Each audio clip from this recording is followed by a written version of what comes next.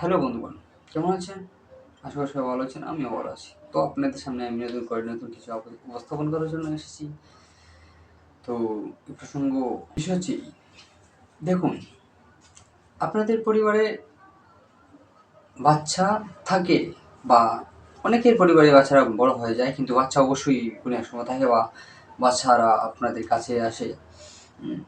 তাদেরকে অবশ্যই যথেষ্ট পরিমাণ সাপোর্ট দিবেন। কখনোই নয় যে ধমকে বা না বলে দিয়ে তাকে তাড়িয়ে দিবেন না। তার মনের উক্তি সর্বদাই প্রকাশ করতে বড়দের কাছে আসে, কিন্তু তাদেরকে অবহেলা করবে না, কারণ তাদের অনেক প্রশ্ন থাকে। ছোটবেলা তাদের অনেক প্রশ্ন থাকে, প্রত্যেকটা প্রশ্নের উত্তর দেওয়ার দায়িত্ব আপনাদের। যখন একটি বাচ্চা সে কথা বলতে পারে সাদা অবস্থায়, সে হাঁটাচলা বা প্রকৃতি দেখতে পারে, তখন তার মধ্যে অনেক ভাবনা জাগ্রত হয়। তার থেকে কিছু শেখে, দেখে, চেনে, বাট এটার নাম জানে না। তার মধ্যে প্রশ্ন জাগে, এটা কি? কোনো প্রশ্ন যদি আপনাদের সামনে উপস্থাপন করে, অবশ্যই উত্তর দেওয়ার প্রচেষ্টা করবেন। বিশেষ করে ফ্যামিলির ব্যক্তিদেরকে বলি, আপনারা কাজ করুন বা ইনকাম করতে সময় ব্যয় করুন, তা সত্য, কিন্তু সবচেয়ে গুরুত্বপূর্ণ হচ্ছে সন্তান জন্ম দেওয়ার পর তাকে খেয়াল রাখা, তার প্রত্যেকটা চাহিদার প্রতি গুরুত্ব রাখা। তাকে টাকা দিয়ে যাবেন, সেই টাকা নিয়ে জীবন সুখে থাকবে, এটা নয়, এটা লাইফ নয়। লাইফ তো এটাই। তাকে এমন কিছু দিয়ে যান, তার মধ্যে এমন কিছু স্থাপন করে যান, টাকার প্রয়োজনীয়তা নেই। সে নিচে থেকেই সন্ধান করে নেবে তার কী প্রয়োজন, সে কিন্তু সাপোর্ট প্রয়োজন। জীবনের বেলায় প্রত্যেকটা মুহূর্তে তার প্রত্যেকটা চাওয়া পাওয়াকে খেয়াল করবেন, কারণ সে যখন বড় হতে থাকে তখন বন্ধু বান্ধবের সাথে মেশামেশি, প্রকৃতির সাথে অনেক জানা জানা, এমন সময় আসে তাদের কিছু প্রয়োজনীয়তা থাকে।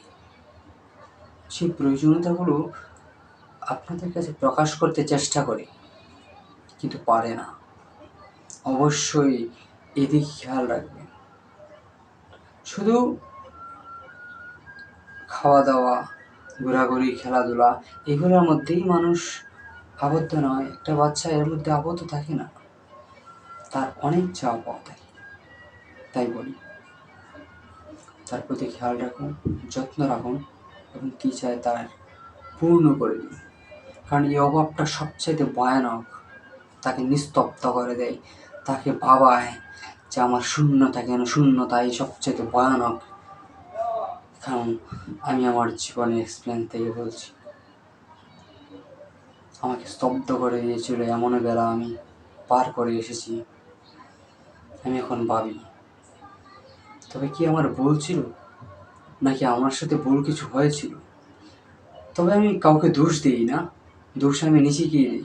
কারণ বোধগম্যতা সৃষ্টি হওয়ার পরে নিজেকে সচেতনভাবে নিজেকে উপস্থাপন করতে পারেন, এটা আমার ব্যর্থতা। তাই আজ বলি, আপনাদের দায়িত্ব, মনে রাখবেন, সন্তানকে খেয়াল রাখুন, তাকে যথেষ্ট পরিমাণ চাওয়া পাওয়া পূর্ণতায় পূর্ণ করে দিন। শুধু টাকা ইনকাম করাই মূল মন্ত্র নয়, লালন পালন করাটাই সবচেয়ে গুরুত্বপূর্ণ। তো আমি বলবো টাকা নয়, যথেষ্ট পরিমাণ জ্ঞান দিয়ে যান, যথেষ্ট পরিমাণ জ্ঞান দিয়ে যান, তো অবশ্যই তার প্রতিফল পেয়ে যাবেন। এই ছিল বার্তা, এই বলে আমার উক্তিগুলো প্রকাশ করলাম। আর সমাপ্তির দিকে সবাইকে জানাই নমস্কার ও আদাব। ভালো থাকবেন। ভুল ত্রুটি হলে অবশ্যই ক্ষমা দৃষ্টিতে দেখবেন।